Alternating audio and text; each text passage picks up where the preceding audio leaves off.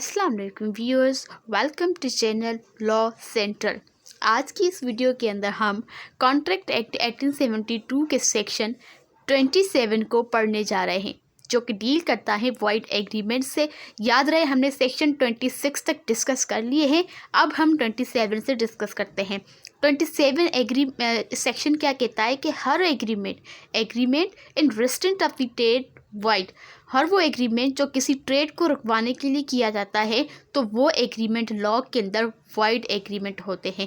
इसकी बेरेक्ट पढ़ते वो क्या कहता है कि ये कहता है कि हर एग्रीमेंट जिसमें किसी इंसान को रोका जा रहा है कि वो एक्सरसाइज करे कोई भी लॉफुल प्रोफेशन, ट्रेड या किसी भी किस्म का बिजनेस, तो वो एग्रीमेंट इस हद तक वाइड होता है। ठीक है, ये लफ्ज़ याद रखेगा, डेट एक्सटेंड वाइड, वो इसी हद तक वाइड होता है। फॉर एग्जांपल एक ऐसा एग्रीमेंट है जिसके अंदर बाकी पार्ट वैलिड है, लेकिन उसके अंदर सिर्फ ये वाला पॉइंट है कि वो ट्रेड नहीं कर सकता दूसरा, तो ये पार्ट यहाँ पे वो वाला एग्रीमेंट, ये जो एग्रीमेंट का पार्ट होगा इस एक्सटेंट तक वो वाइड एग्रीमेंट होगा। ठीक है, अब यहाँ पे इसकी एक्सेप्शन भी आती है, लेकिन हम एक्सेप्शन से पहले इसको एग्जाम्पल के साथ पढ़ते हैं। फॉर एग्जाम्पल आप देखें कि ए एक ऐसा बंदा है, ठीक है, ए हमारे पास एक ऐसा बंदा है जो ये कहता है बी को, ठीक है।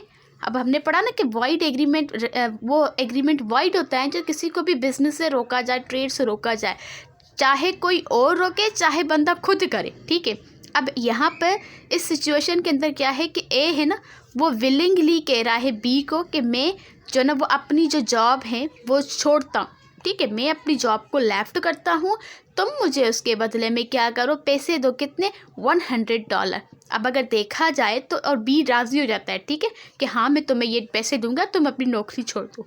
अब अगर यहाँ पे देखते हैं कि बी ए अपना मर्जी से फ्री कंसेंट के साथ ट्रेड छोड़ रहा है और बी भी उसको पैसे दे रहा है, तो भले यहाँ पे दोनों की फ्री कंसेंट मौजूद है, फ्री कंसेंट दोनों की मौजूद है, लेकिन स्टिल ये वाला जो एग्रीमेंट होगा वो वाइड एग्रीमेंट की सिचुएशन में आएगा। ये एग्रीमेंट एनफोर्सेबल बाय लॉ नहीं होगा, चाहे दोनों की फ्री कंसेंट भी हो। लेकिन यहाँ पे जो नेचर ऑफ कॉन्ट्रैक्ट है वो क्या है, हमारे पास इल्लीगल है। नेचर ऑफ कॉन्ट्रैक्ट हमारे पास इल्लीगल है, तो यहाँ पर इस सिचुएशन के अंदर ये एग्रीमेंट वाइड एग्रीमेंट होगा, चाहे बंदा खुद रोके या कोई और रोके। नेचर ऑफ कॉन्ट्रैक्ट यहाँ पे इल्लीगल है, तो ये एग्रीमेंट वाइड एग्रीमेंट होगा। अब हम इसकी एक्सेप्शन की तरफ आते हैं। एक्सेप्शन इसकी दो थी, ठीक है, दूसरी वाली जो पार्टनरशिप से रिलेटेड थी, लेकिन उसको रिपील किया गया है। अब हम पहली वाली एक्सेप्शन को डिस्कस करते हैं, वो ये है कि saving of the agreement not to carry the business of which the goodwill is sold. हमने पढ़ा ना कि कोई भी बंदा ये एग्रीमेंट नहीं कर सकता किसी भी ट्रेड को रुकवाने के लिए, लेकिन अगर कोई बंदा अपनी गुडविल सोल्ड करता है तो इस सिचुएशन के अंदर उसको रोका जा सकता है। इसको समझते हैं आगे। एक वो बंदा जिसने सेल करी है अपनी गुडविल ऑफ द बिजनेस को, ठीक है, किसी दूसरे बंदे को जो कि बायर है हमारे पास, ठीक है, तो वो जो बायर है वो सेलर को रोक सकता है, रिस्ट्रिक्शन लगा सकता है कि वो similar business specified same limits के साथ उस एरिया पे ना ओपन करे। ठीक है, अब ये नहीं है कि उसको हर बिजनेस से रोका जाएगा, जिस बिजनेस की उसने गुडविल सोल्ड की है, ठीक है, वही सिमिलर बिजनेस उसको रोका जा सकता है फॉर टाइम बिंग। ठीक है, अब उसके बाद वो जो रिस्ट्रिक्शंस होगी, ठीक है, रिस्ट्रिक्शन वो कौन कौन सी लगा सकता है, वो रीजनेबल रिस्ट्रिक्शन होगी। ठीक है, लफ्ज़ यहाँ पे आपको दो समझने, एक हमारे पास आप समझे कि सिमिलर, ठीक है, उसको सिमिलर बिजनेस करने से रोका जा सकता है, तो ये रिस्ट्रिक्शन वैलिड रिस्ट्रिक्शन होगी, और जितने भी रिस्ट्रिक्शंस होगी वो रीजनेबल हो, और ये कौन डिटरमाइन करेगा, कोर्ट डिटरमाइन करेगी। ठीक है, तो रिस्ट्रिक्शन जितनी भी होगी वो हमारे पास रीजनेबल होगी। ठीक है, अब इस बात को हम इस सिचुएशन के साथ समझते हैं, दो एग्जाम्पल के साथ समझते, फिर आपको समझ आ जाएगा कि किस तरीके से रीजनेबल रिस्ट्रिक्शंस है। सबसे पहले फॉर एग्जांपल आप एक सिचुएशन इमेजिन करें कि ए एक बंदा है, ठीक है, जिसने क्या किया कि वो अपनी गुडविल के साथ जो ना वो गुडविल सोल्ड करता है बी को। ठीक है, अब ए ने अपना बिजनेस सेल करा बी को कि वो बिजनेस था कौन सा, बेकरी का, सपोज कर, ठीक है, एक बेकरी थी, वो उन्होंने सोल्ड आउट करती बी को। अब इस सिचुएशन के अंदर बी क्या करता है, उसको पैसे देता है। कितने पैसे देता है, फॉर एग्जांपल हम सपोज कर लेते हैं कि उसको 1 लाख देता है। तो यहाँ पर जो बी है वो उसने ये सिचुएशन रिस्ट्रिक्शंस लगा दी ए पर, ठीक है, कि ए जो है ना वो कोई भी किस्म का जो है ना वो नहीं करेगा, पूरे पाकिस्तान कंट्री के अंदर जो है ना वो बेकरी ओपन नहीं करेगा सेल।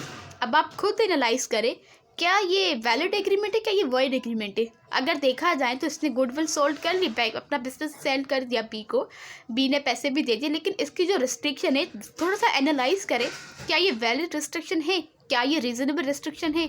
एक तो उसको पूरे कंट्री में यानी कि पूरी एरिया में, अब फॉर एग्जांपल ये कोई बिजनेस का लोकल एरिया के अंदर है, ठीक है, फॉर एग्जांपल एक सिटी के अंदर, लाहौर के अंदर है, तो अगर ये लाहौर के हद तक रोकता तो बात समझ में आती, लेकिन उन्होंने बोला कि पूरे पाकिस्तान में इसको ओपन नहीं करना, तो ये रिस्ट्रिक्शन कुछ ज़्यादा है, ठीक है, और टाइम भी नहीं बताया कि कब तक, ठीक है। मतलब इन शॉर्ट कि रिस्ट्रिक्शन रीजनेबल होनी चाहिए। अब एक लोकल एरिया के अंदर फॉर एग्जांपल इसका बिजनेस है, तो इसने रिस्ट्रिक्शन पूरे कंट्री की लगा दी, तो यहाँ पर ये जो एग्रीमेंट होगा ये वाइड एग्रीमेंट होगा, ठीक है। अब हम इस एक्सेप्शन को समझते हैं दूसरे एग्जाम्पल के साथ, जहाँ पे आपको ये समझ आए कि हाँ भाई ये जो रिस्ट्रिक्शन है ये वैलिड है। अब इस पर तो हमारा एनालिसिस तो यही कह रहा है ना कि पूरे कंट्री के अंदर रिस्ट्रिक्शन नहीं लग सकती, ये रीजनेबल रिस्ट्रिक्शन में ही नहीं आता, ठीक है। अब हम इस ऐसे एग्जाम्पल को समझते हैं जो इस एक्सेप्शन पर फुलफिल करे, ठीक है। एग्जाम्पल देखिए, ए ने, एक बंदा है जिसने अपना ज्वेलरी का जो ना वो, ठीक है, ज्वेलरी का उन्होंने बिजनेस सेल करा है बी को,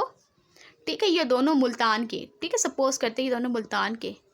अब बी ने इसको कुछ रकम भी दे दी, ठीक है। अब बी ने रिस्ट्रिक्शन क्या लगाई इस सिचुएशन के अंदर कि ए जो है ना वो मुल्तान के अंदर अपना बिजनेस स्टार्ट नहीं करेगा, ठीक है, बिजनेस अपना स्टार्ट नहीं करेगा मुल्तान के अंदर, और कब तक नहीं करेगा? 2 साल तक, ठीक है। अब अगर इस सिचुएशन में हम देखते हैं कि ए ने एग्रीमेंट बी को अपना गुडविल के साथ बिजनेस सेल किया, बी ने एक लिमिटेड रिस्ट्रिक्शन लगाई है, उसको पूरे कंट्री के अंदर नहीं कहा कि आप बिजनेस ना करें अपना ज्वेलरी का सेल, ठीक है, मुल्तान के अंदर रोक लिया, जो कि एक रीजनेबल रिस्ट्रिक्शन है, उसका कारोबार चल रहा है एक ही सिटी के अंदर, ठीक है, तो ये बात रीजनेबल है, और टाइम ड्यूरेशन भी 2 साल तक किया, ठीक है, लेकिन 2 साल के बाद भी ये मुल्तान में आके भी कर सकता है, तो ये वाली जो रिस्ट्रिक्शन है ये बहुत रीजनेबल रिस्ट्रिक्शन है। तो इस सिचुएशन के अंदर ये वाला जो एग्रीमेंट होगा ये वैलिड एग्रीमेंट होगा, ठीक है, ये हमारे पास वैलिड एग्रीमेंट होगा।